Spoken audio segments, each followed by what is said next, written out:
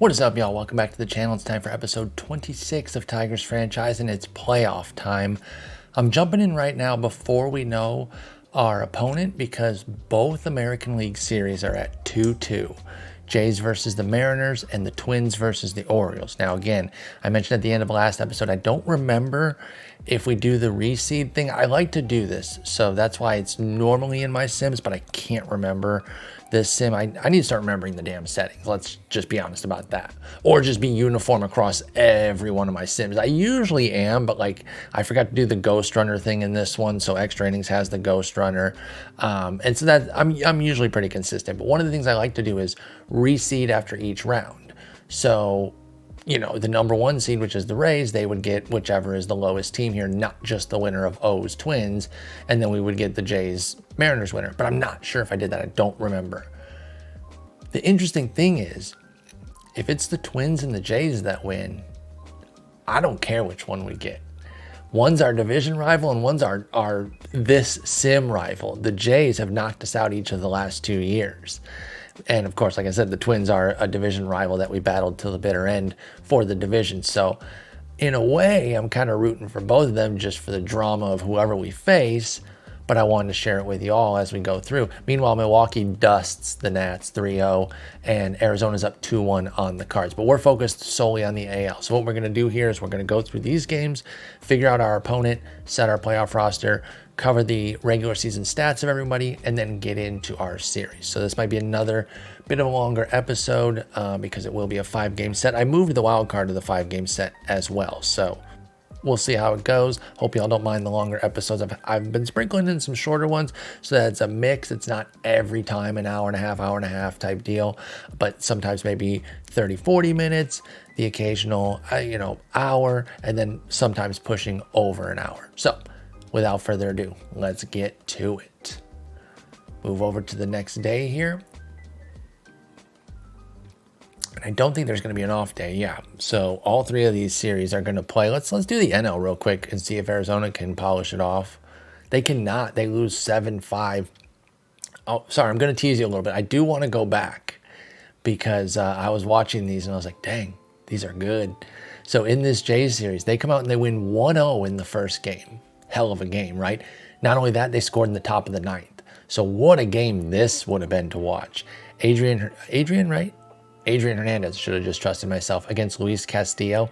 Castillo went 8. I mean, he put up an old school ace performance. Adrian Hernandez, 5 2/3, scoreless, turned it over to Barrios, and then Andrew Nardi. And then M's come back 8-3. They jumped on him 6 runs in the second off of Isert, a guy that I've been gassing up in this sim, but he has had some struggles down the stretch here. We saw him lose a key game, when they were kind of chasing their playoff spot and everything down the stretch too. Kirby was pretty good. Then they won, the Jays won 3-2 in game 3, and that was another barn burner. They walked it off in the 10th. So the 2 Toronto wins have been crazy, and then the M's kind of smoked 8-3, and then they won 5-1 against Kevin Gausman, and that one was another, I don't want to say a sleeper. It was actually pretty exciting until the end. They were up 2-1 going into the 8th, and they dropped 3 more runs and kind of put it out of reach there, but that one was pretty exciting. But like I said, the games 1 and 3 were insane. So first things first, I think we're gonna do the Twins one.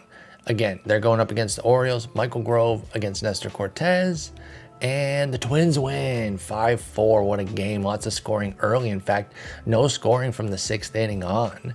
So Twins go up 1-0 in the first, make it 3-0 in the second, give one back, make it 3-1 in the third. They immediately add 2 in the fourth. So they're up 5-1. But then 3 in the 5th from the O's. They immediately answer the 2 runs here to make it 5-4. So there they are, just a run away for the next 4 at-bats, and they could not pull through.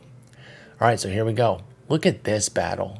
Based on their real-life 2023 seasons, can you believe that it's Alek Manoah against Noah Syndergaard here in, in 2026?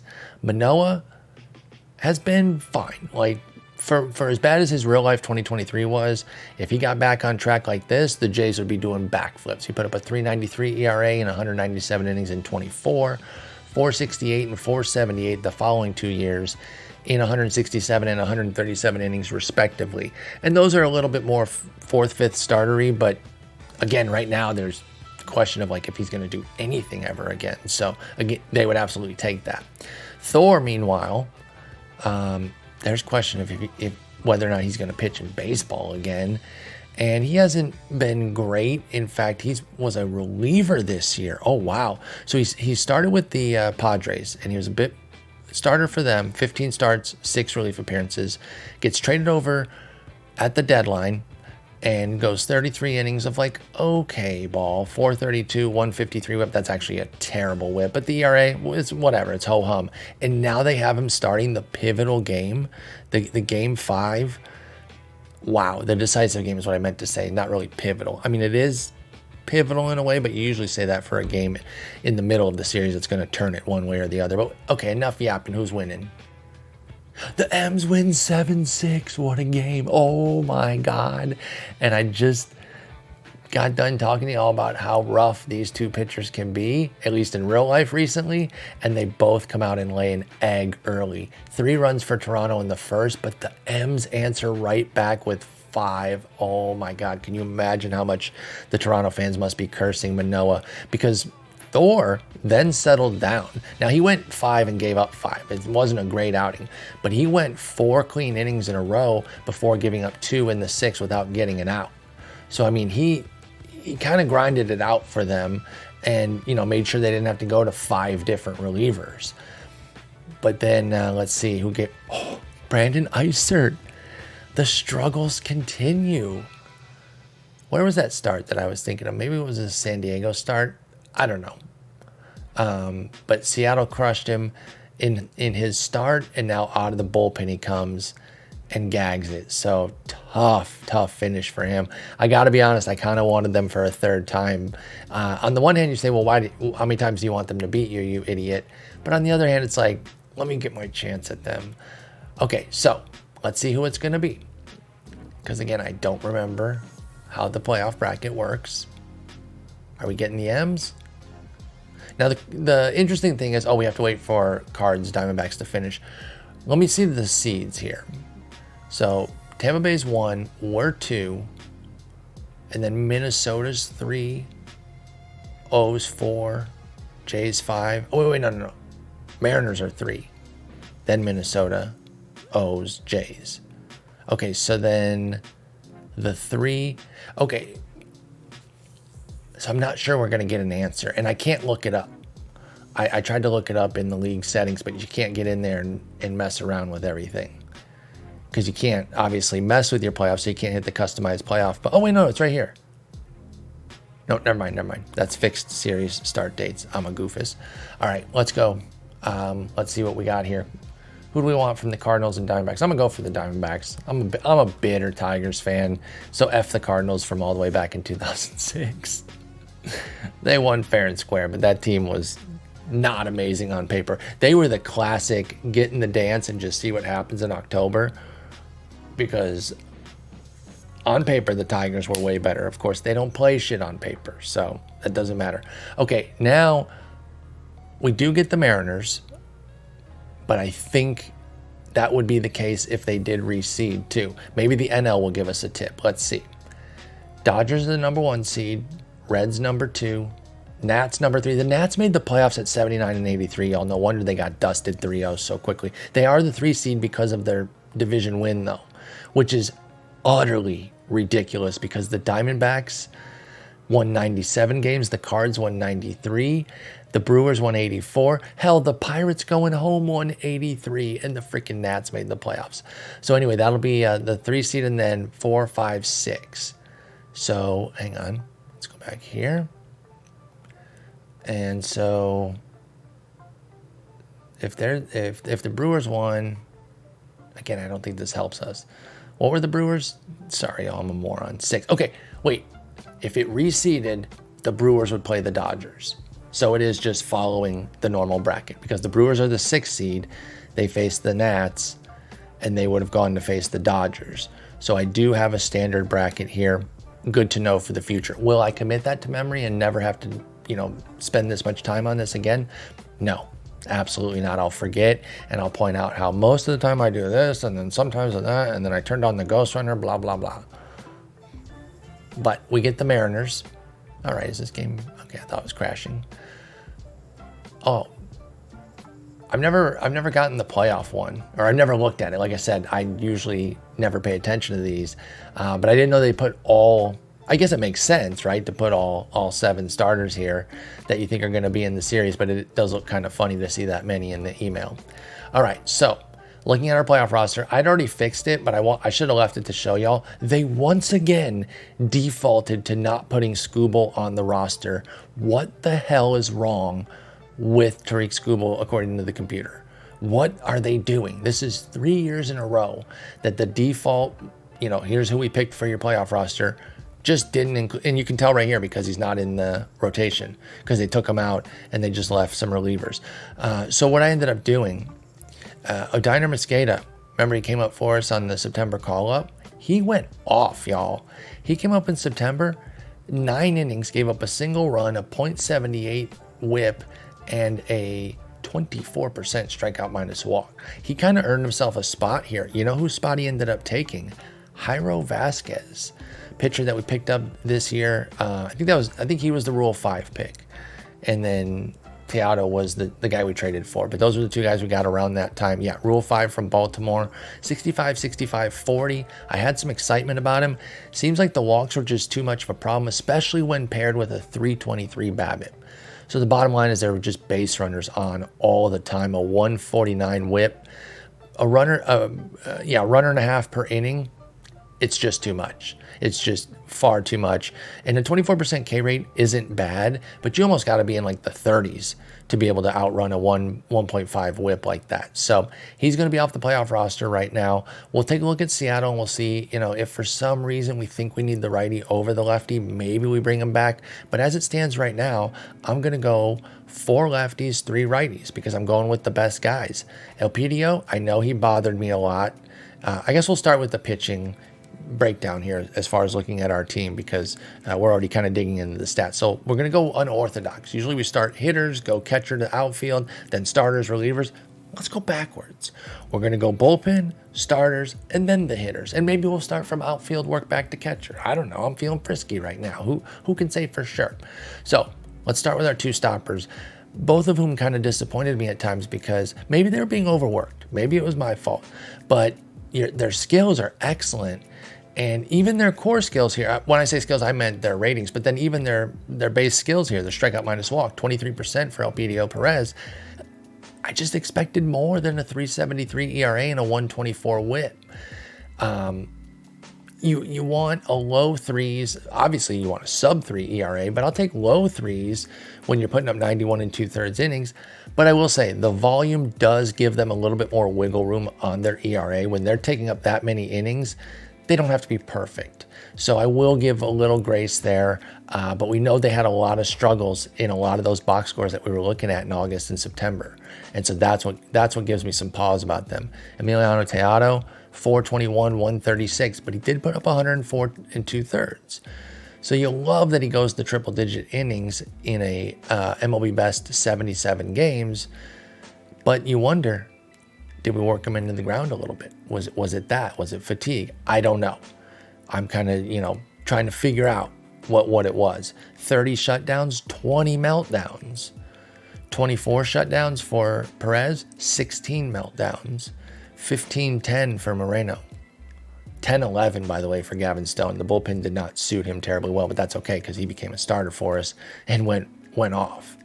All right, looking at the other relievers, sorting by innings, Reese Olson, now he got 10 starts as well, but even still, if you push those off to the side, he still put up 58 innings in 33 bullpen appearances. So he was another guy that we could rely on for multiple innings. And he really found his footing in the bullpen after putting up a 5.14 ERA and a 148 whip in 42 starter innings. He dropped down to 278, 125. Now, you probably heard me say this before, but a 125 whip, that's a mismatch with a 278 ERA, meaning either the whip should improve if he wants to maintain that kind of ERA, or if he maintains that whip, which is probably more likely, then the ERA might go up a bit. And you can look over here and you see a 345 FIP, and that's more in line with a 1.25 base runners per inning. 18% strikeout minus walk. BABIP's a little high at 327, but we've had guys run high BABIPs throughout pretty much this entire sim.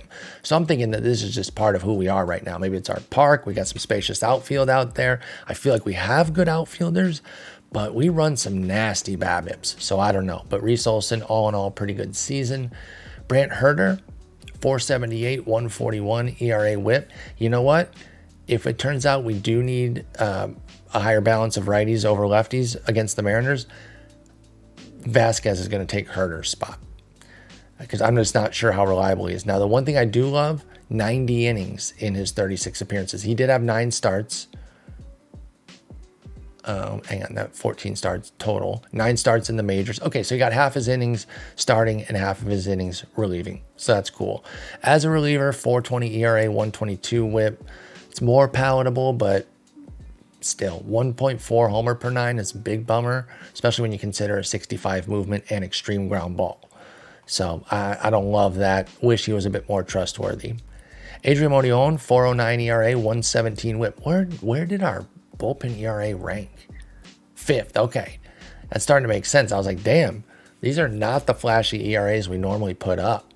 Like, they're not crippling, but our best ERA is a one-off guy with 10 2/3 at 0.84. Our best full-time reliever was Abner Uribe. We'll get to him in a moment. What a fun story that's been. Adrian Morejon, 409, 117. Like the 117 whip, so I can live with a 409 ERA. Again, I love seeing these guys. We do leverage our relievers for more innings than your average team across the league. 77 innings in 53 appearances. We don't like that 1 inning per type shit. That's a waste. And I think that's a big issue in the real life majors, is that guys don't get enough innings and they leave quality innings on the table. Now, sometimes you have fatigue and everything, and this game might be a bit more friendly for that, to where we can run our guys a bit deeper. Although I have seen where I keep a guy in a stopper role for like 3 years, he puts up 300 innings, and then he's a free agent, he goes to another team and immediately breaks down. Now, I don't want to use a few examples of that to like say, oh, we broke them down or whatever. But it's happened more than once, to where I'm like, maybe there is a fatiguing factor, and just the general fact that pitchers break down anyway. You can have a guy with 50 outings and 40 innings for 3 straight years, right? So he's going less than an inning per, and he can still break down. So I'm not saying that there's an automatic cause and effect there. The 1.6 homer 9 for Morejon is the real problem. 45 movement is why that's there. That makes him tough to trust in the highest leverage situations during the playoffs. So we're going to have to see how that goes with him. But let's get to Abner Uribe, man. I'm still so geeked about this move. This was a guy that we popped on the 40 because he would have been Rule 5 eligible, just based on him being a high stuff 100 mile an hour thrower. I just wanted to take a shot and see if maybe he could grow a little bit. Well, he did. We got a good scout. Was it in February? It was in March, where he added stuff, which was already excellent, of course, but he added 10 points from 70 to 80. He added 5 points of movement from 50 to 55. He added a Scroogey out of nowhere, which was excellent. And that really helped, because he had such bad control, and he still does, it's at 30, that he needs the stuff and movement to really carry. Obviously, the stuff is everything. That's the foundation. But a little extra movement there, even that extra 5 points, I think was instrumental in some of his success this year. The screwball is only a 45 out of 50, but it's another pitch. It gives him something else to go to. So he puts up a 2.58 ERA in 52 and a third innings, 136 whip, because of course he's walking everybody, and he too has a high BABIP at 328. And like I said, we got a lot of high BABIPs, and this isn't just a this year thing. And so despite often having a pretty good defense, which we do again, first in efficiency, second in zone rating. So I'm not sure I get it, man. I don't know why we can't put together some better BABIPs.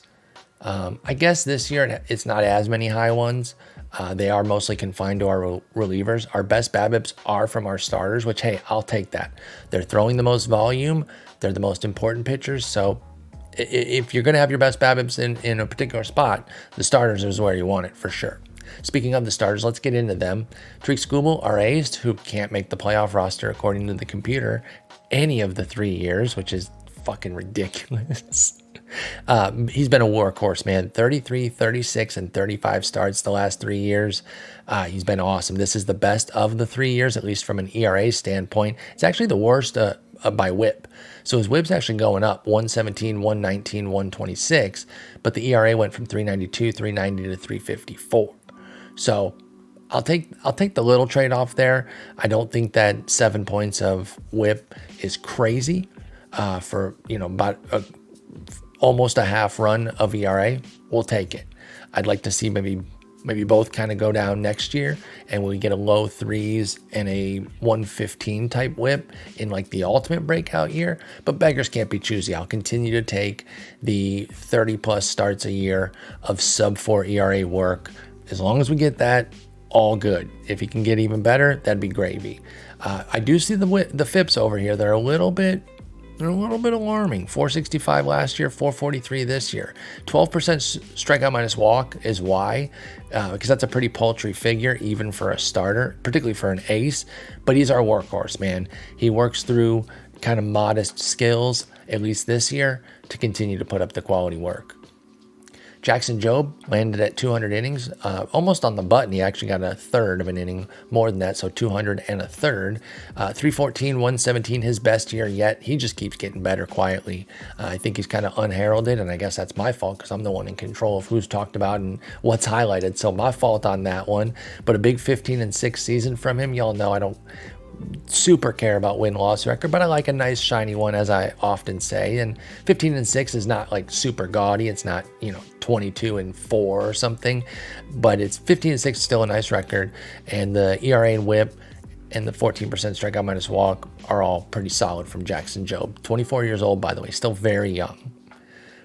Aaron Ashby, one of my faves. I pick him up in so many sims. I mentioned that at the outset when we traded for him in November of 2023, and he's done nothing to dissuade me from doing that again in the future. Now, his inning counts are going down, 169, 156, 145, and his ERA is going up, 298, 318, 354, but that's okay. He doesn't have to, kind of keep adding innings. This is kind of the low that I would want. Did he have a little injury? Was he out for like a couple weeks or something? No. That's curious because he's the fifth starter. Never mind. That explains all of it.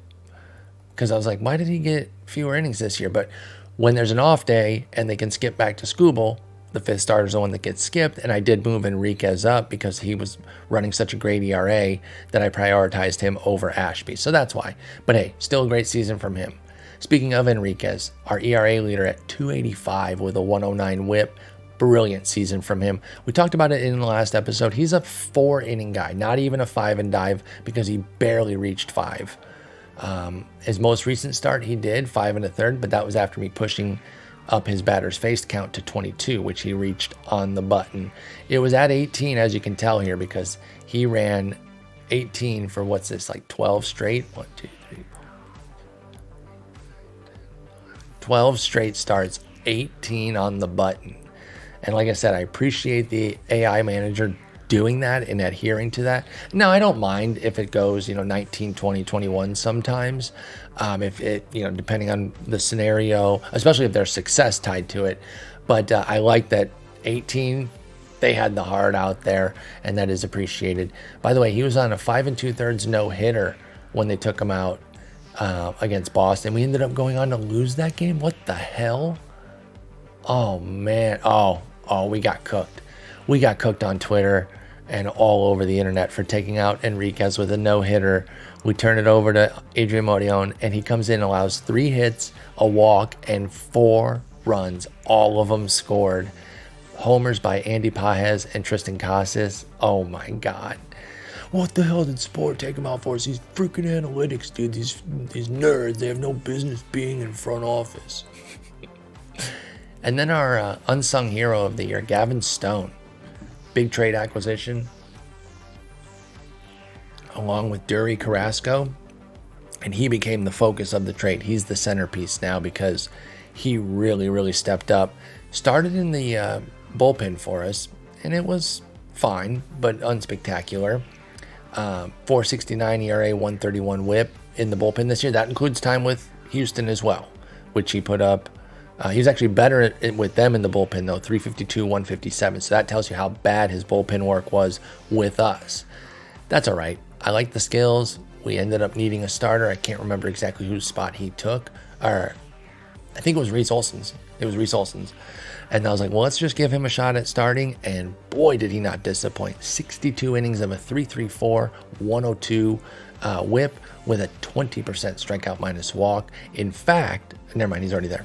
I was going to say, I'm going to move him up in the rotation. No, he's already there. He's sitting there at the number 2 spot, and that's exactly where I want him. So great job by the rotation this year. They really picked up the bullpen. And, you know, I guess I'm so used to building quality bullpens that it is a little jarring that our ERAs, you know, we don't have a bunch of tiny ERAs, but we can live with it. I think things are still going quite well for the pitching staff right now. Let's get into hitting.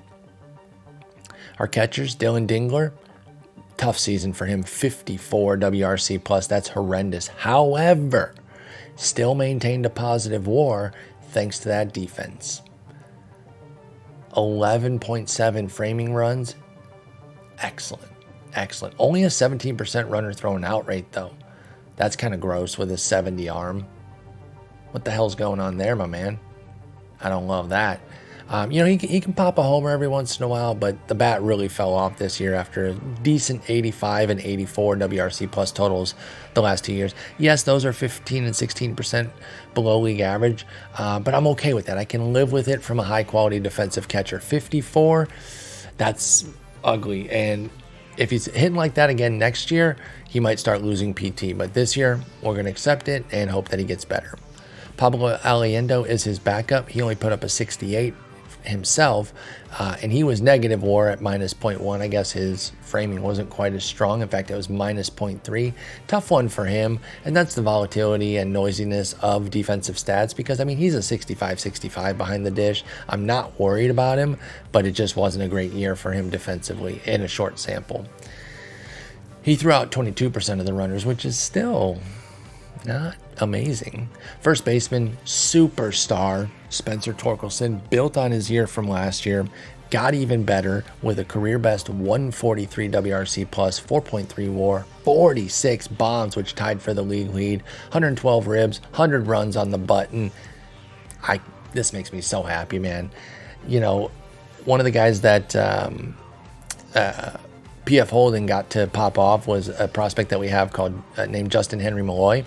And I was really jealous of that because I wanted a good run out from Justin Henry Malloy. But above all, even above Riley Green, I wanted a good torque run out. And I'm very, very happy about this one. I think we both, PF Holden and I, have gotten great Riley Green runouts. And I did say I was going to go in reverse order. I shouldn't have done the catchers and the first baseman there. Forget you saw that. Starting with DH, Derry Carrasco. Again, he was supposed to be the big trade acquisition here from the Houston deal, and he kind of fell on his face. 71 WRC plus is really rough. Did have an 11% walk rate and still maintained a 307 OBP, which on its face is not good.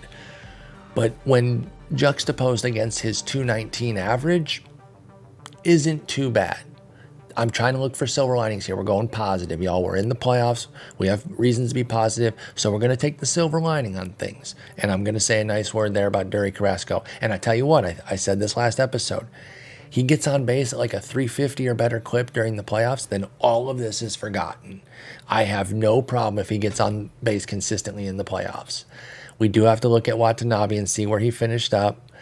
Again, don't forget, we got Gavin Stone in this deal too. He's now the A piece. Carrasco's the B piece. The A piece we gave them, Shosei Watanabe. He went over there and he dominated in 50 games. He did eventually get hurt on August 22nd. That cost him the rest of the year. In fact, he's still hurt for 3 more weeks, which really sucks. I don't wish that, even on our pixelated friend here. That's a bummer. But he'll be back next year, and I'm sure he'll be cooking for them. 133 WRC plus, 1.3 WAR, 11 bombs with them in 50 games after hitting 12 for us in 68 games. So he was fantastic. Let's take a look at Kevin Alcantara. He put up a 97 WRC plus for them in 309 plate appearances, 1.1 WAR, 12 homers. He went over there and cooked too. Now again, I mentioned this at the time of the trade. I knew that he could be good. I wasn't particularly worried because of our outfield depth. You got to give to get. classic, right? I didn't think he was going to stay a 55 WRC plus. I just knew he had some juice in the market and could help us get an extra piece in that deal, which ended up being Gavin Stone. I know I haven't mentioned that in like 12 seconds. I've mentioned it 5,000 times this episode.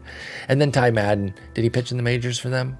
He did, and he was good too. Wow, they really cleaned up on this deal. He gave them 81 innings of a 3.21 ERA and a 1.24 whip. Hook 'em horns, goes back to Texas, gets really excited about it and pops off. In fact, he's from Houston, so maybe there was something about, you know, local boy comes home, pops off. Good for him. I'm not too worried about that one. So all in all, I still like the trade. I think we definitely take the losing end of it right now, but check in with me after the playoffs and down the line a couple years too, right? I think trades can be graded at multiple intervals. You grade it at the time it happens on the expectations of all the players. You grade it, say, like a quarter of the way into it, you know, after a year or two, take a back look. And then at the very end, when all the players have kind of, you know, done their thing for the respective teams, and then you see it. And I think all three of those grades can be different. Right now, I think we're rocking, like a C+? Because, again, Stone's awesome. And so I know Watanabe offense is what we need and everything, but I'm still going to take a C+. Put in the comments if you think I deserve something worse than that or maybe even better. But I think C+ is fair right now. And then we'll do another grade at the end of next year and then another grade in a couple seasons.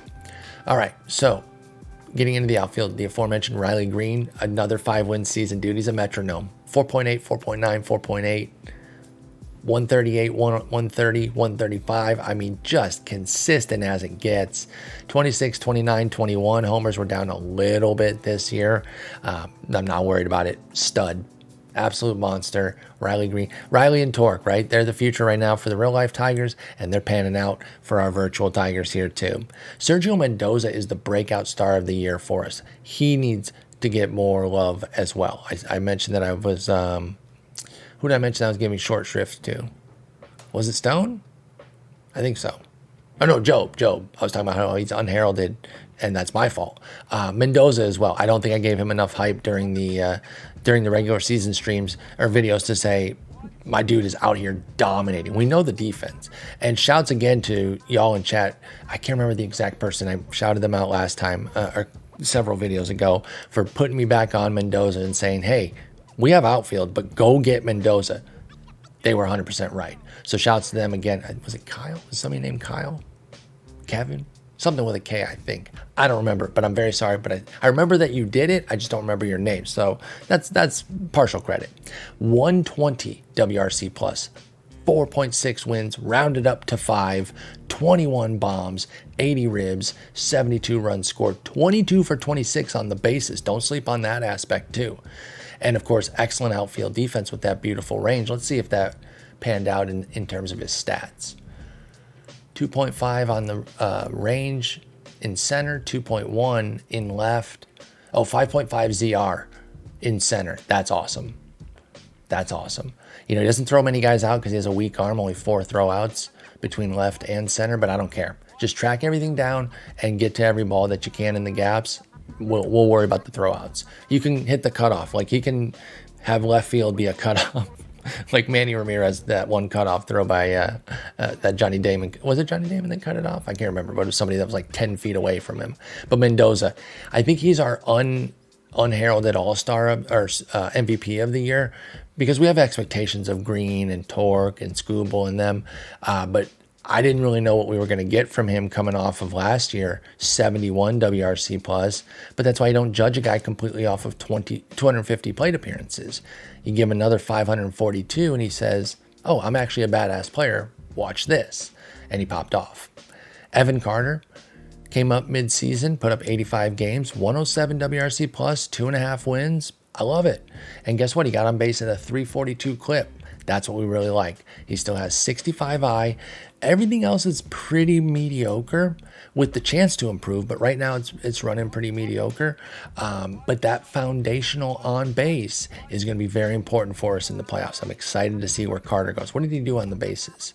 Because he's a sharp base runner. Oh, he went 5 for 8. That's actually bad. Oh, well. And then Parker Meadows was the big backup. Excellent defense. He kind of was a carbon copy of last year, but with 100 fewer plate appearances, 98 if you want to be exact about it. 75 WRC plus, 76 this year. But despite those fewer games and fewer plate appearances, his WAR actually went up from 0.8 to 1.1, which tells me base running and defense probably played a role. Fielding, 2.9 range in center. Love it. Love it. 4.3 ZR as well. Yeah, that's fantastic. And he was sharp on the bases too. 22, or no, wait, that was Mendoza. Meadows was 15 for 16. Very sharp on the bases. So good on him there for sure. Javi Baez, he's not a starter, but let's just cover him because it's easy. He got 25 plate appearances in 29 games. He's actually good with it, though. He's not angry anymore. He kind of knows his role and realizes, hey, I'm getting paid stacks to just kind of hang. And that's exactly what it is. I mean, $24 million a year to just hang. Sweet. All right. William Thomas, our starting shortstop. Brilliant season from him. 6 WAR, 138 WRC plus, 31 bombs. Check the fielding, and you know it's got to be good. 4.3 range, 3.1 ZR. I don't have a great frame of reference on these numbers. Like, I know what's pretty solid, and I know what's really good at the outlier end. And of course, negative is very bad. But I think this is pretty good. And I'm not going to take the time to go look it up right now because we're already 40 minutes and we're just doing team reviews. So this is going to be a long one. All right, O'Neal Cruz over at third, our big free agency pickup, and he panned out very, very well. 4 WAR for $1 million this year. That'll play. He gets $2 million next year, then 3, then 4, then 5. This could end up being an Albies-esque type of deal. 120 WRC plus, 24 homers. Just excellent. You love to see it. Now, he does have 40 avoid K. So this might not be the blossoming of a steady superstar. I could see volatile star tendencies from him where he dips down to like a 90 WRC plus next year and then back up to 106 and then up to 140 and then down to 80. Like, that's the range that somebody like O'Neal Cruz can live in, not just in this game, but I think in real life we could see that sort of up and down capability from him just based on his skills and his swing and miss. But all in all, excellent year for him over at third. Jace Young could not recapture the magic of last year. In fact, was basically half as good from a WRC plus standpoint, dropped from 148 to 79. Not exactly half, but you get the gist. That's heinous. 0.2 WAR. Frankly, he's lucky he played as much as he did. We just didn't have a better option. But in the playoffs, it might be a little bit tighter on the playing time. And he's down there batting 7th. He's not in a bad mood about it. I mean, his performance makes him very unhappy, but everything else is good. He'd be fine being a bench player. And we might just have that one magic year that we can hold on to from 2025, and that's okay. Torque, I did already cover him, and Dingler. The backups, Aurelvis Martinez, put up a 95 WRC plus and 241 plate appearances with 12 bombs. That's chill. It's fine, Popped some homers, probably had some key homers at different times. All in all, not too bad. Gabriel Arias was dreadful. 43 WRC plus in 143 plate appearances. Did he play good defense at least? At second, yes, it looks like. First, looks fine too. Only played 9 innings at third. And then not so good at short. Minus 0.2 ZR. Like I said, I don't have the best frame of reference, 4.2 range. But I think those are just I am going to look it up now. I said I wasn't, but hey, we're already in it. This is already going to be a long app. Y'all are chilling with me. So I don't think it's a huge deal. Let me just get to this real quick. Take forever to do everything. Fielding stats. I don't know what I might have changed here, so I'm going to hit no. So it just goes back to my old one. And let's go shortstop. ZR. And so you can see here, like, yeah, double digits. I knew that, like, that's automatically good. And then the minus 0.2. Actually, hang on. Let's do a total chances filter. Let's say 300. That seems like a decent number. Actually, how many did Arias have? I should probably know if I cut a guy out from my filter when I'm trying to look at his numbers. Oh, he only had 37. He didn't have 300 total on the year. Okay, that was way too high. My bad. Let's do 25, I guess.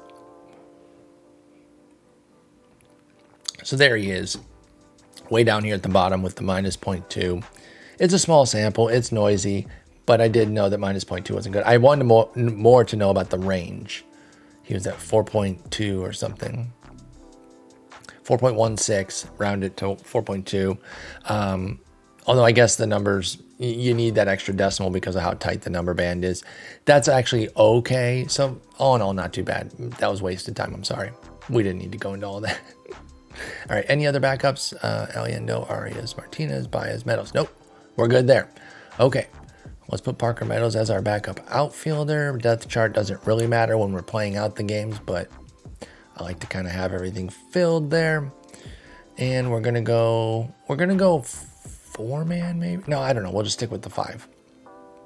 All right, it is game time. Let's take a look at these Mariners real quick. We're not going to do as thorough of a deep dive as we did on our team just now, but we're just going to kind of gloss over, or not gloss over, but, you know, high level view. Let's look at their ranks and whatnot.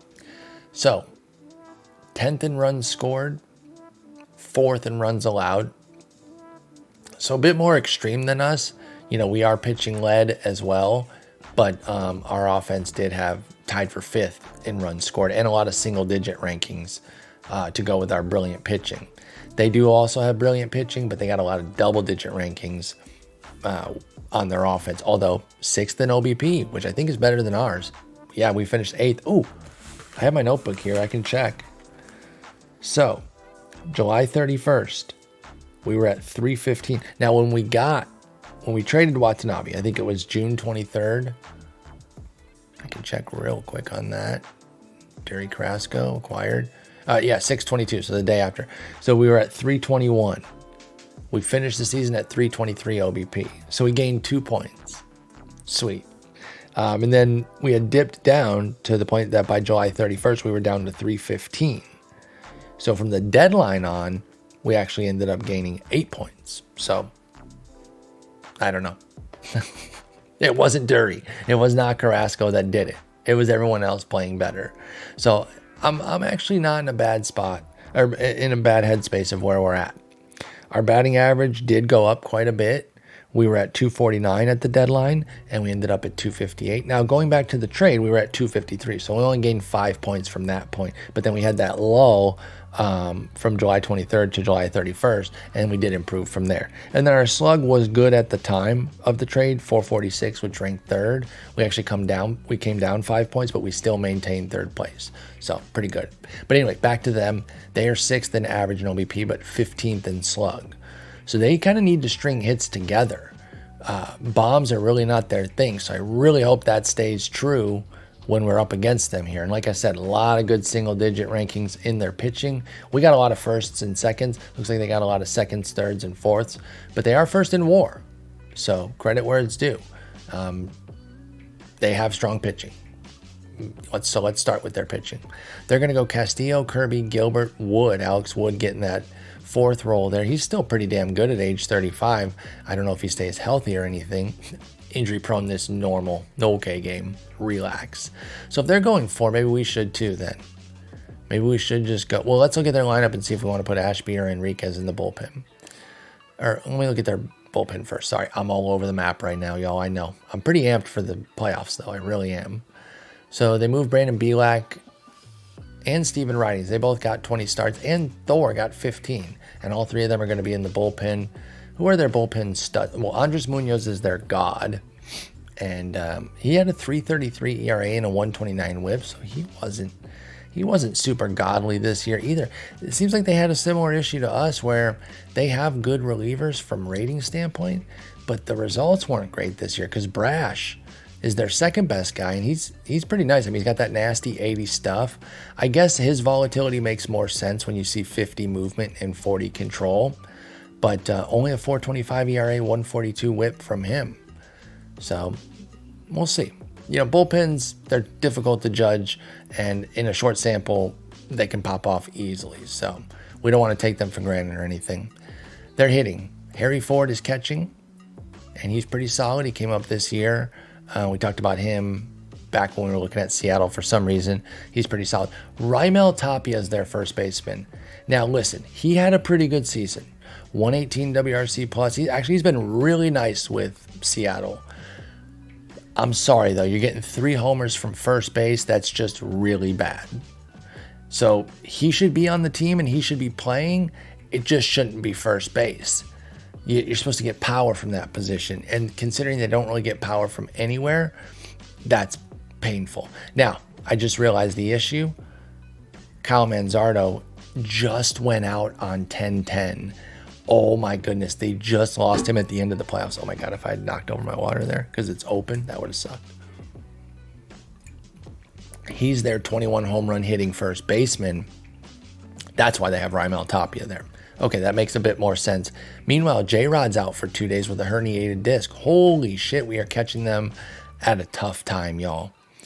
That is rough. Now, J-Rod will be right back, and maybe Manzardo's okay because it's diagnosis pending, but we're catching them a little short-handed right now, which, hey, it happens, right? I'll take them at full strength, but right now, they're a little nicked up. Kevin Newman at second base doing Kevin Newman things, which isn't necessarily a compliment. Yandy Diaz, we talked about how he's been pretty solid in this sim. Signed with them this year, put up a 3-win season. Nicely done. JP Crawford over at short. Probably still playing quality defense, but doesn't really bring much with the bat. Yeah, he had a minus 2.8 ZR in a 401 range, so maybe not. Maybe not. And with a 74 WRC plus, maybe he shouldn't be playing every damn day. Jeff McNeil in left, 146 WRC plus and 2 WAR. They picked him up at the deadline, and he came over and did really well, but he hit 2 homers. So again, he had to live off a 385 BABIP. That's just really hard to sustain. Jonathan Clase in center, 90 WRC plus, solid outfielder. I've seen him become really good in a lot of different sims with that speed and defensive profile. And then Gabriel Gonzalez in right. He was not great, but that goes back to J-Rod being out and everything and creating a cascading effect. Because you bring J-Rod back, and then he plays probably right or center, and then Clase goes to right. Oh, Manzardo is, well, he's currently still in the lineup because he's not out yet. But so I'm wondering if when J-Rod's back and Manzardo's healthy, where does Tapia play then? Oh, no, I see. McNeil to second, Newman to the fucking moon, get out of here. And that's, yeah, okay, that figured. Because then Tapia can go to the outfield and left. And then Clase either to right or stays in center. And J-Rod either to right or takes over center.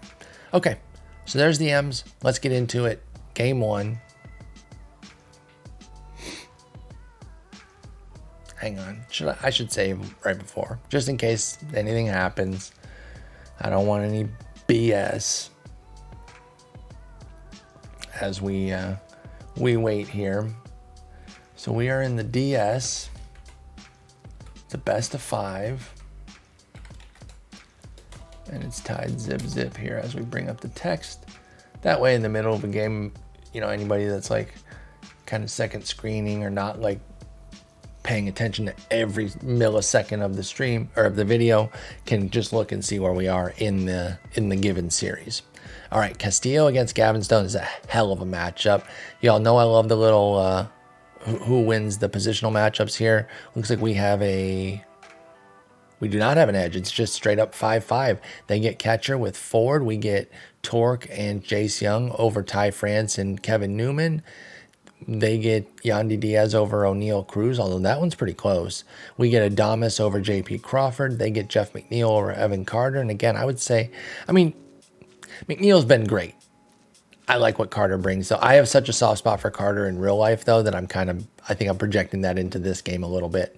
We get Mendoza and Green over Clase and Gonzalez.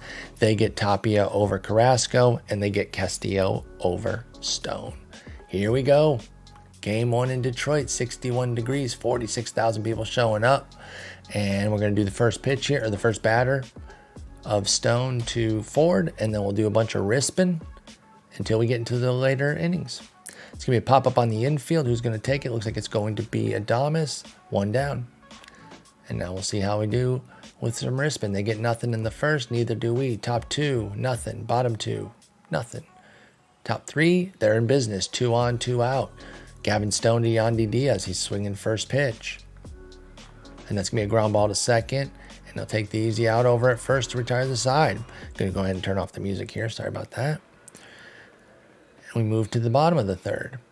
And we hit a homer. Let's go.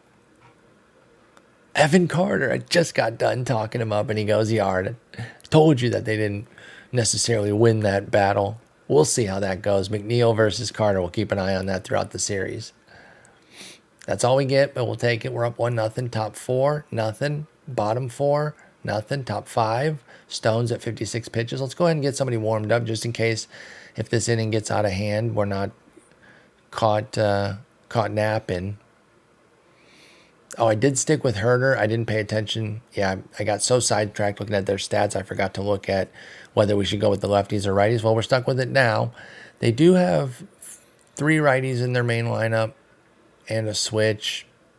It's fine. I mean, I'm not too worried about it. Our guys can handle both sides. I don't think we're going to be too caught up for having Herder instead of Jairo Vasquez. All right, top 5 here. And they get a runner on second with 2 outs. Kevin Newman hit a double. Come on. 109 off the bat, too. Okay, that's horse shit. Wait a minute. They tied it up. Shit, J.P. Crawford scored after he hit a single. He scored on the double. All right, tie ball game. That sucks. So let's pick it up. Top 5 here, 2 outs. Harry Ford against Gavin Stone. 1-1 pitch coming. And that one's cracked. Into center. That's going to get down. They're going to get a lead here, folks. Uh-oh, we might need to get Gavin Stone out. Harry Ford with a huge double into center field. We're down 2-1. Son of a... Yeah, maybe he should have come out for that. That might be on me.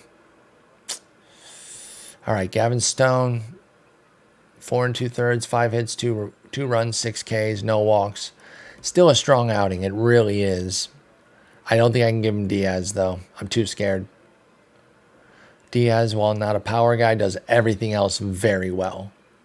And that's enough to scare me off. And we're going to go to Reese Olson. And he's going to be pitching to Yandy, who's swinging first pitch. Skied very high. Jace calls off the right fielder Riley Green and takes it himself to retire the side. But they get 2 runs. They take the lead. We are now down 2-1 going to the bottom of the 5th. Nothing for us in the 5th. Top 6. Let's go ahead and keep the bullpen at the ready just in case things get sideways. Like this, 2 on, 1 out. McNeil and Gonzalez out on with Tapia up. It's going to be 2 lefties in a row here. Reese Olson splits. They're there. He loses 5 stuff in movement. I'm not too bugged out by that. 55, 55, 45 against lefties is fine. Tapia, as we mentioned earlier, he's having a good season. He's much better against righties, though. He gets 10 contact, 5 gap, 5 home run, 5 I, and 5 avoid K. That's just way too much. We got to go to Modion here.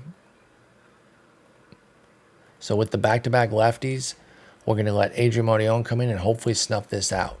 1-2 pitch coming to Tapia. Modion gets him to swing through that one. Strike 3 out of baby. Let's go.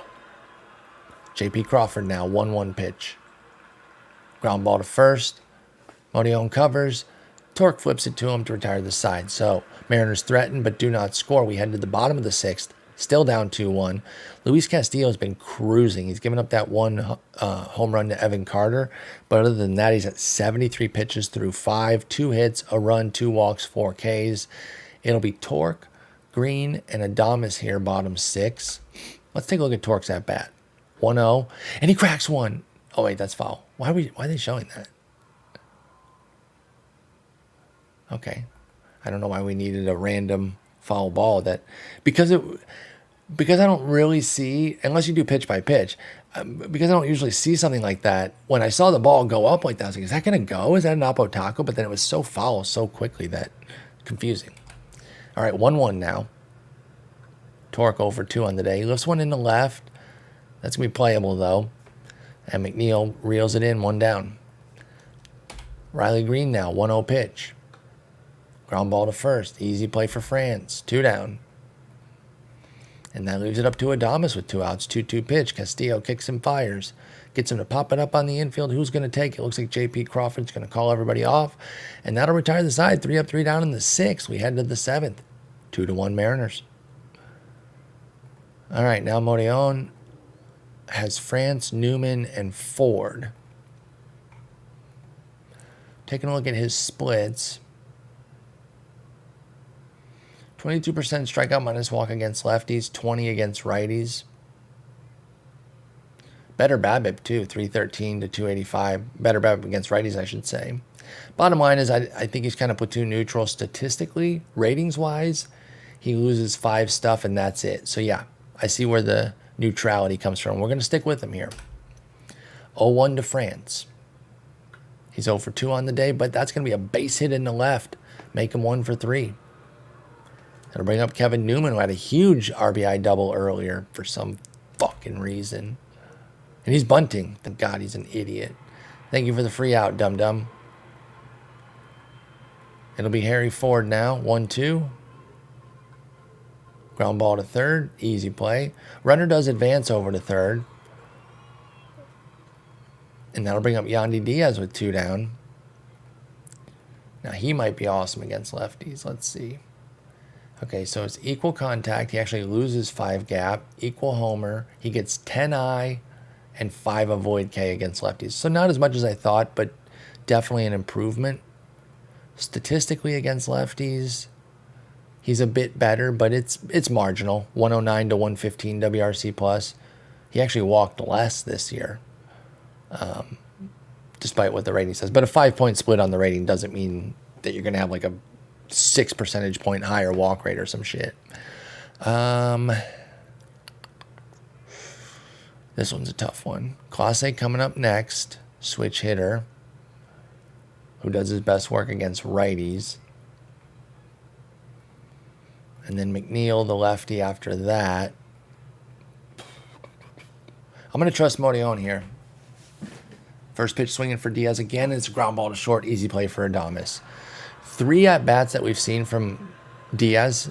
We happen to have played through all 3 of his. He swung first pitch all 3 times.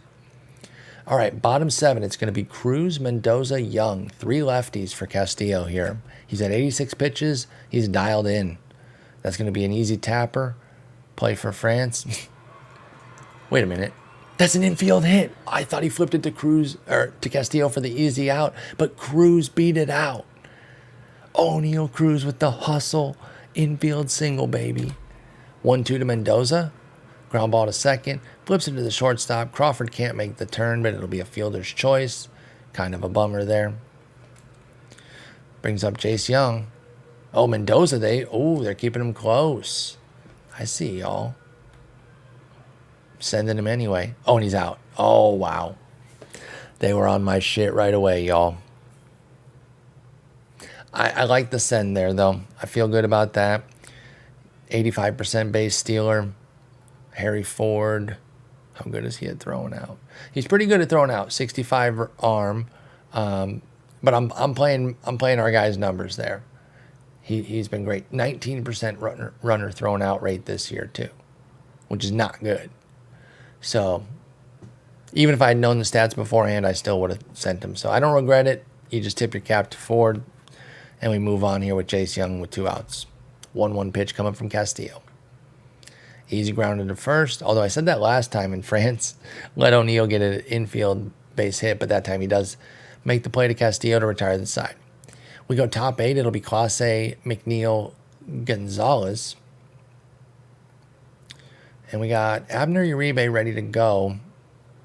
Let's get Elpidio going too. He's on a cold streak right now, but no time to worry about that regular season shit. He needs to step up here in the playoffs. All right, we're going to give Modillon Clase because he is much worse against lefties, and then we'll see what's what. McNeil's is a lefty coming up after that too, so we'll see. This has popped up into foul territory. Jace Young calls off. Modillon makes the play himself, 1 down. 19 pitches, he's still in the green. It's lefty-lefty. I think it's an easy call to stick with him here. 1-1. McNeil is 1 for 2 on the day, and make it 1 for 3 because that's a ground ball to Jace Young. Fires over to Torque, 2 down. Gabriel Gonzalez now. 0 for 2 on the day. The right-hander struggled at the dish this year. Doesn't have much of a split. Again, I know y'all can't see the righty splits. That's why I usually let you know what the difference is. He gets +5 contact and +5 eye against lefties. So a marginal improvement. But we're going to stick with Motion here. Gonzalez swinging first pitch. Hard grounded to short. Adames picks it up. Fires over to first to retire the side. We head to the bottom of the 8th. And you know what that means in the playoffs, y'all. That means the computers go into their ace reliever for the 2-inning save, as they always do. And as I say all the time, I'm going to repeat myself, I like it generally. I think they do it a little bit too much. This is a scenario where I would absolutely do it. I love it here. But they do it like clockwork, like it's guaranteed. Unless they have like a 10-run lead, I guess. But like, I don't think you need to do it every time. It's not always a 2-inning save situation. This is one where it makes a lot of sense, though. So we're going to have to come back against Munoz. It'll be Dingler, Carrasco, Carter. Do we have a pinch hitter that we'd want to go to for Ding? Not really. If they'd brought in a lefty, maybe we hit a Relvis. But we're going to stick with our guys here. Even though, you know, Dingler didn't do much at the dish. This is 0-2. This is an easy punchy.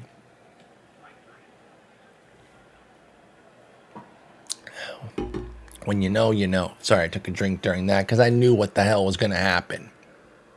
By the way, that was 3 straight pitches that he swung at all 3 of them, including a 95-mile-an-hour slider. Can't blame Dingler on that one. That's just tough living up there. Let's take a pitch here. Just because he threw 3 straight strikes that Dingler swung at. We take 2 pitches there, and he throws 2 more strikes. One of which was way out, though. That slider was nowhere near the zone. That's a horseshit call. So now 0-2 for Carrasco. I kind of put him in a pinch. And he blasts one into left, but playable. Damn. That one jumped off the bat, but it was a good path to the ball by McNeil to make the play. 2 down. Evan Carter now has our homer, our lone run, excuse me. And he gets hit by the pitch. Oh, they're mad that he hit that bomb. Oh, they're mad. Carter shakes it off. He takes 98 to the freaking back. My bones would explode if Andres Munoz hit me with freaking 98. Unbelievable. All right, Torque. 2 down, 1 on. You're the go-ahead run. Let's take a pitch. Munoz is pumping the strikes in, though. Oh, okay, we got a make-up call there. They called that one crazy slider a strike. This one, it's a 50-50, but oof, we'll take it. We'll take it 1-0. And that one's a fastball. Ooh, close call. So it's 1-1. Torque. Lifts one deep to left. Back. Gone. Spencer Torkelson with a 2-run shot. It's 3-2 in the bottom of the 8th. Sorry, it's late night, y'all, so I'm recording when Jen's sleeping, so you're going to get the whisper yell. Let's go. Where's your 2-inning save now, Munoz? That's going to bring up Green with 2 down. 1-1 here. And he cracks one into right for a base knock, and we're going to keep going here. Good team with 2. Brings up Adames. 1-1. But he's going to pop that one up on the infield. JP calls off the third baseman. Makes the grab. Who is their third baseman again? Yandy Diaz. Duh. Okay. So top 9. It's going to be Tapia, Crawford, Ty France. We're going to go to Elpidio. He's our guy. I know I bitched about him a whole bunch down the stretch there. Still our guy, though. 75, 60, 55. That's awesome. Dead even split. But not only that, he gets 2 lefties here. Oh, wait, no, they're going to go to a pinch hitter. Okay, so that makes them bring up Walking Cabrera. That's his name, Walking Cabrera. Interesting. I wonder if he knows Warming Bernabal. Even though walking and warming aren't related, they're just 2 very interesting names. Walking. I like it. Hopefully he doesn't walk, or hopefully he does walk back to the dugout. Got him, dude. He's first pitch swinging here. So it won't be an actual walk, that's for sure. It will be a ground ball to short, and fucking Adames boots it. Y'all. our sure-handed shortstop biffs it. They're calling it just infield hit there. So it's not an error. So we'll get off of Adames' back a little bit. But I mean, it was struck at 89 miles an hour. This was not some like blazing grounder. That's horrendous. That's horrendous. All right, it'll be JP. 2-2 pitch coming to JP Crawford. Ground ball to the third baseman. He has to take the easy out over to first. Couldn't get the double play in order there. So that moves Cabrera, the tying run, up to second with Ty France coming up. Kevin Newman on deck. Ty France, better against lefties. Not markedly so, though. Gets 5 home run and 5 contact. Statistically, he's much better against lefties. 142 WRC plus versus 80 against righties. But his entire season sample is small at 209 plate appearances. So once you start chopping that up into righty and lefty, it is a really small sample. So I'm not going to get too hung up on it. And we're going to stick with Elpidio. He's got to work out of it. 0-2. Sit down. 2 down, baby. Kevin Newman. If you let Kevin Newman keep this inning going, I swear to God. 2-1. Kevin Newman. Ground ball to Adames. Ball game. He's not gonna miss 2 in a row, folks. 3-2 win. Let's freaking go. That is a nice win, especially because it was Torque. I didn't even realize or mention that I had my Torque Bombs shirt on too. So shouts to RotoWear. But I totally forgot that I even had that on. All right. What a comeback dub. Had to be our MVP, Spencer Torkelson. I love that Evan Carter went yard as well. Gavin Stone got in a little bit of trouble there with a couple runs, but all in all, that's still a pretty good outing. But the only thing I would have changed is I wish he could have gone 5. I mean, I could have pushed him, but I liked the move when I did it. And we don't worry about the 5-inning threshold in the playoffs, right? Like, he doesn't need to be on the hook for the win, stuff like that. And he wouldn't have gotten it anyway. So, but the team did, and that's what's important. And we stay here in Detroit, where George Kirby will face Tariq Skubal. Skubal, I think, just was a little bit... Actually, he probably could have gone game 1. But they had defaulted to Stone, so I just stuck with it.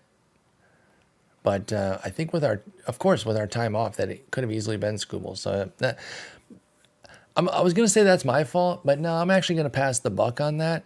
That's still the computer's fault for not having Tariq Skubal on the damn roster by default. I know I've bitched about that like 12 times this episode, but like, how does that happen every season? What are they looking at? The hell are they looking at? Actually, let's do daily saves now that the playoffs have started. We just can't risk a crash after like a big win or something. Could you imagine? We're in like the 5th inning of this game, it crashes, and it's like, oh, we lose this game, but oh, we also lost game 1. No, can't have that. So let's do daily. Okay, so it'll be Skubal against Kirby. Wait a minute, let me check one thing. This is a 7-game set. I said it was 5. I'm a moron. Wild card is 5, and then 7-7. I thought I went 5-5-7. Okay, this changes the dynamic of things. Also makes me wonder if they're really going to go with 4 starters. But anyway, into game 2 here.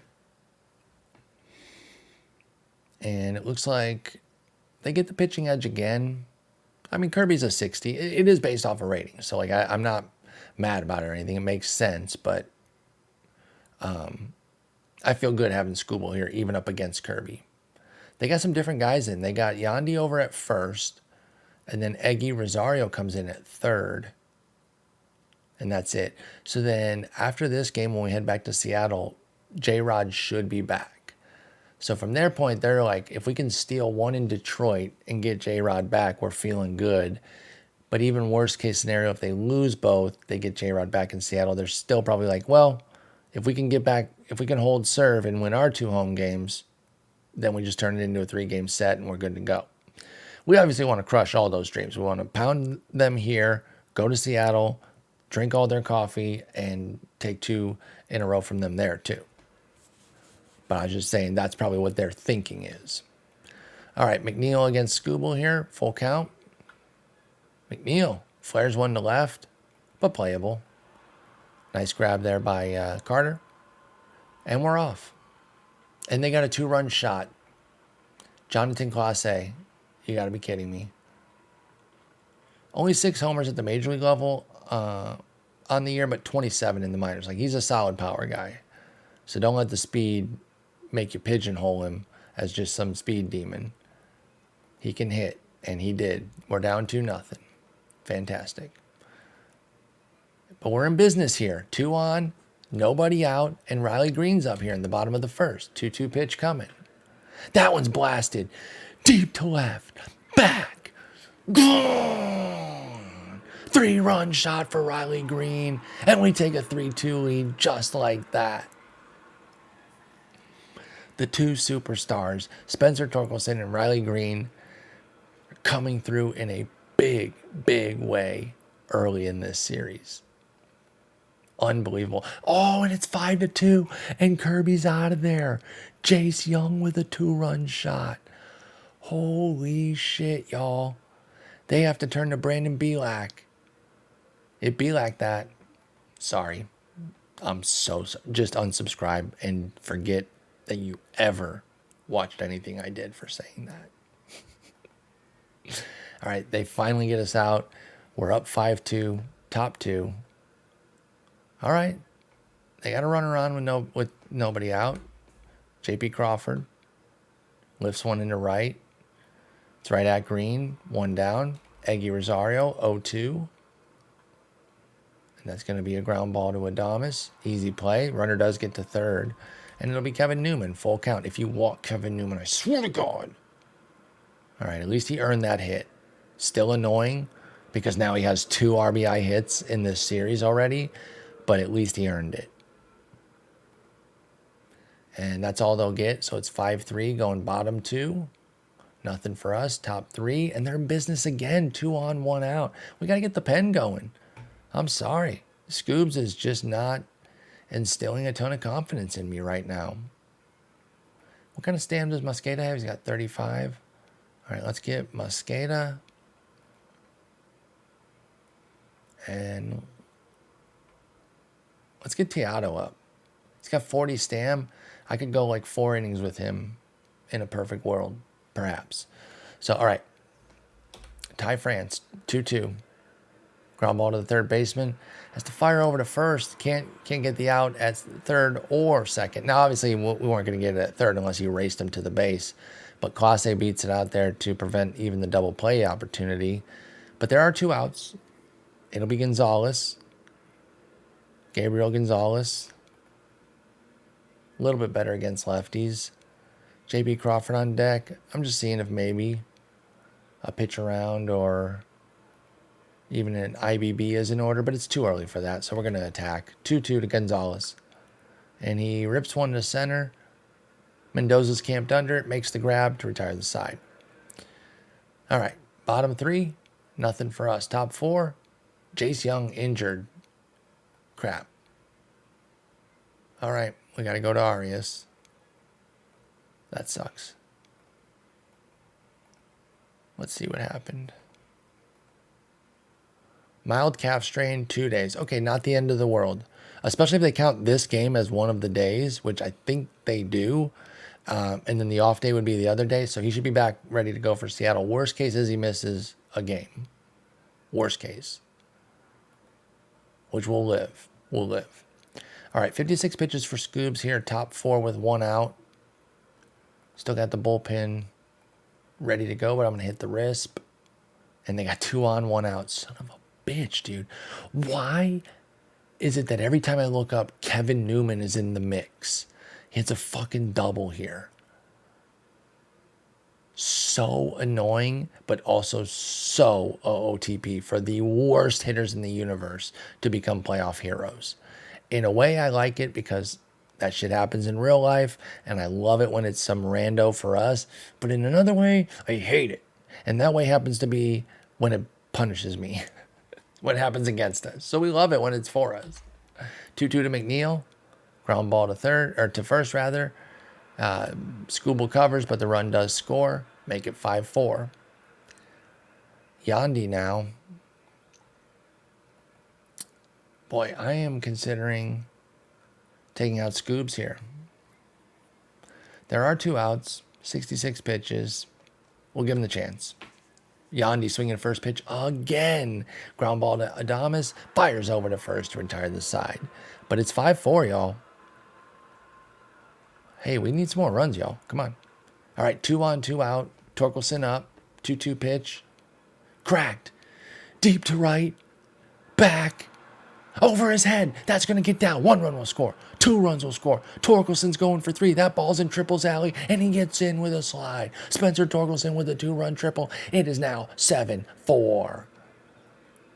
I said we needed more runs, and who steps up? Spencer G.D. Torkelson, folks. And that's going to be it for Brandon Belak. It'll be Cody Hoyer coming in now. Bottom 4. Riley Green, 3-1. And that's a little diving grab. Oh, my God, what a catch by Crawford. I was going to say a little piece served in the center for an RBI, but that was an amazing play by J.P. Crawford.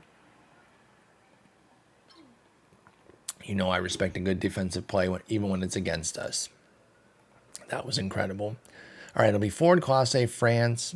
I think that will be it for Scoobs. We let him get through Yandy there. That was kind of our last moment. I know it's only 4 innings, and we want more out of our ace, but he doesn't really have it. And I don't want to give up this lead. So I'm going to take the 3-run lead, go to Teodo, and we're going to try to get several innings out of him. So here's hoping he does well. He immediately gives up a base runner, a single, and then a wild pitch. I knew it wasn't a double because there was a count here, which tells you that Ford advanced to second within this at-bat, whether it was a steal or a wild pitch or a balk or whatever. But either way, dangerous. Clase now, he's 2 for 2, and he strikes out. Let's go. Full count to Ty France. Punchy City. Full count to Gonzalez, and he cracks one deep to center. But Mendoza reels it in. Let's go. A lot of space to cover out there in center. Mendoza does a brilliant job of it. We head to the bottom of the 5th, up 7-4. Nothing for us. Top 6 now. And they got 2 on, nobody out. The Teodo experience. Base walk and a reached on error. You got to be kidding me. But like I said, 136 whip. Just too many damn base runners. We know about the walks, but then you throw in an error. Who made that error? Who are we mad at right now? Freaking O'Neal Cruz. Come on, O'Neal. All right. And it'll be the man of the hour, Kevin effing Newman, who has 5 ribbies in the playoffs for them. Second most on the team. What is that? 2-0 to Kevin Newman. Oh, my God, just kill me. That's a double into the right field corner. That's going to score 2 runs. What the hell is going on? What is this? Only 1 run scored, so it's 7-5. I just assumed both runs would score based on where the ball appeared to go, but we'll take it. It's only 7-5. Still a chance to survive the fucking Kevin Newman excellence. I'm so annoyed by Kevin Newman popping off against us. Look at this profile, y'all. What the hell is this? A superstar is what it is. Jeff McNeil now, 2-2. Skies one into medium left center, call it. Will be deep enough for the sac fly. Here comes the throw. Not in time, it's 7-6. Newman, by the way, advances to third. And with 1 out, we're going to play the infield in. I don't really want to concede the tying run, but God, I don't like playing the infield in. We're going to let it ride. 3-1 to Diaz. Ground ball to third. They come home with it. It's offline. Oh, no, they made the tag. Thank God. Dingler reached back to make the tag. The replay definitely had me wondering. All right, I mean the animation. Let's take a look at the replay. When he veers off of the plate there, I'm thinking he didn't get it. But he got down and made the tag. So animation a little clunky there, but we got the job done. Keep it 7-6. Diaz at first. Harry Ford up. 1-1 to Ford. And he's going to dump one into center for a base hit. 2 out knocks going to get Diaz over to third. And they got runners at the corners with Clase coming up. Oh, Teodo's at 46 pitches. Remember when I said I was going to get multiple innings from him? That was cute. That was a cute, stupid pipe dream that I had. I might try to get like 3 or 4 innings from him. I'll come up and get like 3 or 4 innings from him. That's how I sound when I say I'm going to get 3 or 4 innings from Teodo. You're not getting 3 or 4 innings from anybody with a 136 whip, you moron. All right, we're going to go to Abner Uribe, which is a little dangerous because of his walks and, you know, his lack of control. Things could spiral, bringing him in with the base with runners on base. But we could also get a punch and get out of this real quick. Let's see what happens with Jonathan Clase. 2-0, and the ball gets away. The game is tied. Oh, my God. Now, as frustrating as wild pitches are, I can't get too mad about it with Abner Uribe specifically. He has 30 control. So I'm not going to lose my mind on that one. I mentioned how dangerous it could be to bring him in with his control. I was thinking more of walks, but of course the wild pitch is always in order in this game. And it's 3-0 to Clase. Walked him, obviously. Ty France, 3-1. Probably walking him. Nope. Lifted to left. Out. All right, so they score 3. It's 7-7. This is so bad, y'all. So bad. And we're burning through the bullpen. All right, bottom 6 here.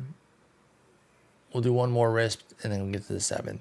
And we got 2 on, 1 out. Okay, so we're in business. Walk, strikeout, walk. So no wonder Cody Hoyer got run out. They're like, he does not have it. Walk City out here. Plus, he had thrown an inning and 2/3 and 28 pitches, so he was just at the end of his rope, too. All right, it'll be Evan Carter against Steven Ridings. 3-1. Take a walk. Take another walk. Or fucking double play. You got to be kidding me, dude. You have to be kidding me. All of this has to be a silly little joke. It's still just tied. No need to be so angry. It's still tied. Top 7. Gonzalez, Crawford, Rosario. Strikeout. With the greatest hitter in the history of the world, Kevin Newman, lingering on in the hole. 0-2 to Crawford. Punchy City. And that'll bring up Eggy. 1-1. Ground ball to second. Easy play over there for Arias to retire the side. So 3 up, 3 down. Good. We don't have to face the king of hitting with anybody on base. Kevin G.D. Newman. It's stretch time here in Detroit. It'll be Torque, Green, and Adames. We got the 2-3-4 coming up against Steven Ridings. 60, 45, 50. 2-pitch stud. Or his 2 pitches are studly, I should say. He has not been a stud this year. 6.57 ERA, 122 whip. They got him from the Angels around the deadline. He wasn't much better with them. 5.67, 139. So let's see what we can do here. 0-1 to Torque. That one's blasted into center, but playable. By the way, just kind of taking a quick glance at the time and now realizing that this is a 7-game set. Probably going to have to split this series into two parts here. And that's going to be a base hit into right. That rundown was just a little too long. That should have either been its own episode or saved till the end of the year. But I felt really bad about not going over the team last year, so I wanted to make sure it got done in case I forgot again. So anyway, that's just what I'm thinking right now. Obviously, y'all will know when you click on the video. You're going to see, how long it goes. And if you've gotten to this point, I'm telling you right now that we're not going to go all 7. 2-2. Strikeout for Adames. If the series goes 7, obviously all 7 will be on the channel. I just mean that we're not going to go through all of them play by play. Full count to Cruz. Struck him out. So 2 quick strikeouts. Works around the single. We head to the 8th. Still tied at 7. What we might do, we could sim some games. Honestly, obviously I can't get feedback from y'all right now because this is a video that you will see well after I record it. But I don't know. I'm going to be thinking on it here during the rest of this game if maybe I should just sim a little bit. No, actually, I'm going to break it up. I'm just going to break it up. It's fine. Not every video in the playoffs, the series has to all be contained to one video. So it's just going to be a split series video here because we're approaching an hour and a half. So we'll probably cap it after this game, win or lose, and then heading out to Seattle for the rest of the ALDS will be episode 27, I think. Did I say 26 at the beginning of this episode? I don't remember. I'm sorry. It's also getting late here, too. So Kevin Newman, the God, comes up against Uribe, 1-0. You know he's not striking out because he just never does. And he lifts one to left. It's shallow and playable. Carter runs it down to make the grab. Jeff McNeil now, full count pitch to him. Struck him out. And that'll leave it up to Yandy Diaz with nobody on and 2 outs. 3-0 pitch. That's an easy walk. All right, 32 pitches now for Uribe. I think we're going to get Mosqueda in here. Harry Ford, what does he do against lefties? Oh, he cooks them. He gets 5 contact, 5 gap, 5 eye, and 5 avoid K. All right, you got one more batter in you, Uribe? I know this is very risky, y'all. In a tie game, we're going to push somebody who has major control issues. Did I have anybody warming up on the right side that might sneakily be ready? I do. I have Reese Olson. Oh, thank God. Never mind. Never mind.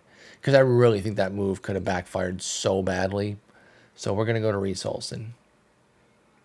Abner, you did your thing. You gave up the 1 run. It was Teodo's run with the wild pitch, but you ended up throwing 2 no-hit innings with 2 walks and 3 Ks. You do get the blown save, but you settled down after that and did your thing.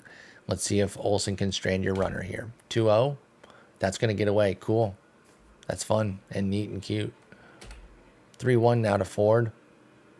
Olsen kicks and fires and lifts that one deep to left center. Back. Gone. Harry Ford. 2-run homer here in the top of the 8th. It's 9-7, folks. These Mariners don't quit. These Mariners do not quit. This has been a hell of a game, by the way. All right. Not the best start for Reese Olson here. It turns out Harry Ford didn't give a damn who we were going to put there. He's been amazing. He's on a hot streak. He has 3 homers, 9 ribbies, and a .452 average in the playoffs. It'll be Class A now. First pitch swinging, a little ground ball to first. Easy play for Torque, but the damage is done. It's 9-7, and we have 6 outs left, y'all. It'll be Mendoza, Arias, Dingler. Torque will at least get to bat again, but somebody needs to get on to ensure that Green gets another at-bat. Will that happen? They're going to Munoz, because of course, and we'll see what happens. 1-2 coming here to Mendoza. Sorry, my mouth is dry as hell. I recorded the previous video and this one same day. All I did was eat dinner in between. I also did a Twitch stream today for OOTP, so I'm on E too. So even if this wasn't a super long episode, I think I probably would still split up the series just on how I feel right now, because I'm on E. But I got enough to get through the rest of this game here for you. Gabriel Arias comes up now against Munoz. This might be the spot for Arelvis. And then we could just move Cruz to second. Actually, he doesn't have second qualification. We can move Dury there. Or actually, we can't. Then we would lose the DH, right? Maybe we just stick with Arias. I guess Arelvis isn't... I mean, he's just a power guy. If we were down 1, I would go to Arelvis. But or if he was the tying run. Let's say that. Like if there was a runner on. But as it stands, I'll just let Arias do his thing. 1-1. Make me look good. Or just tap it to the mound and let Munoz make an easy play for 2 down. Dingler now, 0-2. That's punchy all day. Yeah, come on. All right, we head to the 9th. We're down 9-7. Reese Olson out to face France, Gonzalez, and Crawford. Full count. Struck him out. 1-1 to Gonzalez. Lifted deep to center, but playable for Mendoza. Makes the grab, 2 down. J.P. Crawford swinging a 0-1 pitch here. Tapper to second. Easy play for Arias, and that'll retire the side. 3 up, 3 down for Olsen. Last chance saloon here in Detroit. It'll be Carrasco, Carter, and Torkelson against Andres Munoz. All right, Carrasco, what have I been saying? Some strong playoff play can erase all your regular season issues. Getting on base right here would be a great start. 1-2, struck him out. Like I didn't know when it was 1-2, y'all. Come on. 2-2 to Evan Carter, struck him out. Huge double play in the 6th for him, by the way. That leaves it up to Torque. Let's take a pitch here. That's a strike. What the fuck is that call?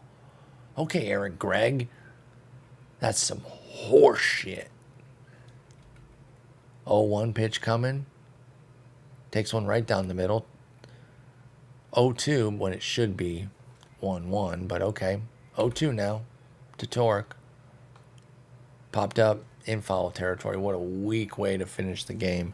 It's going to be a foul out. I'm not going to hate on Torque, though. He did his thing. Bullpen screwed us, though.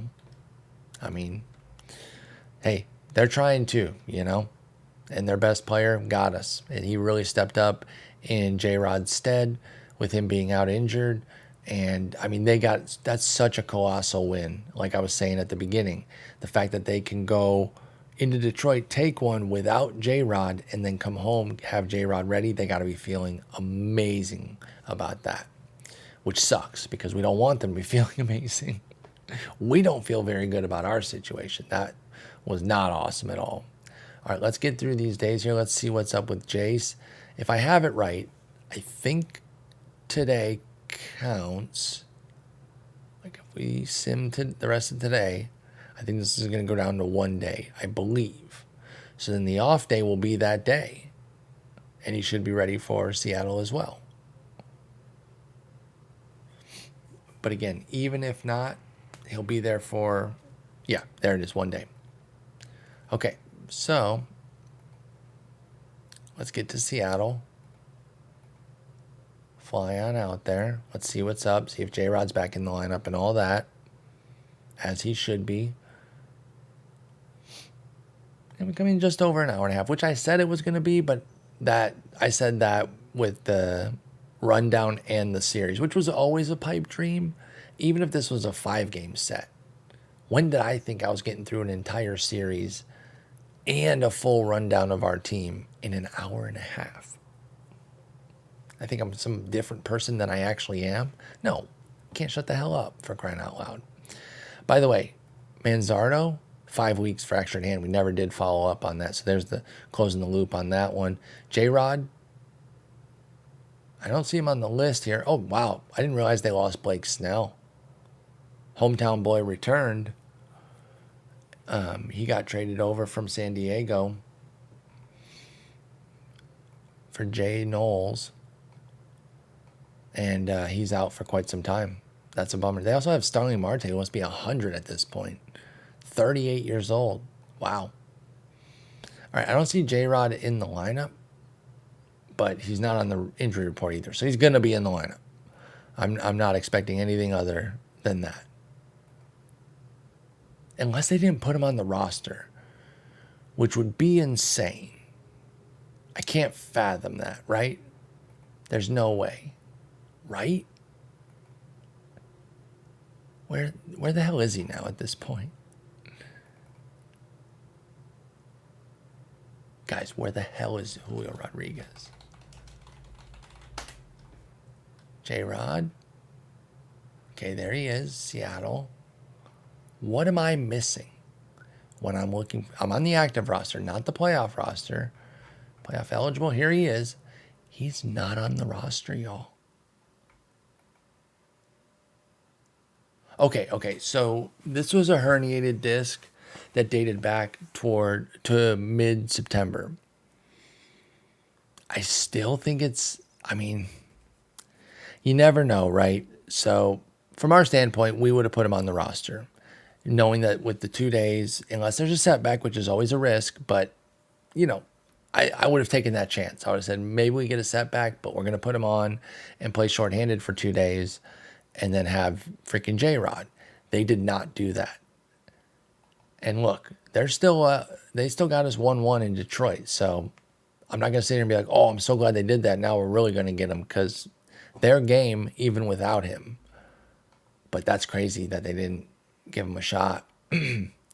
Okay, so let's go ahead and cap it here. Going into game 3, they took one in Detroit. It now essentially becomes a 5-game set, which I said it was at the beginning anyway. I was, of course, wrong. But we'll continue that in the next episode.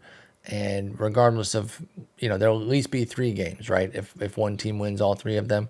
But we will finish that series next episode. Thank y'all so much for watching. Been appreciating all the support, all the comments. I love interacting with y'all about this series.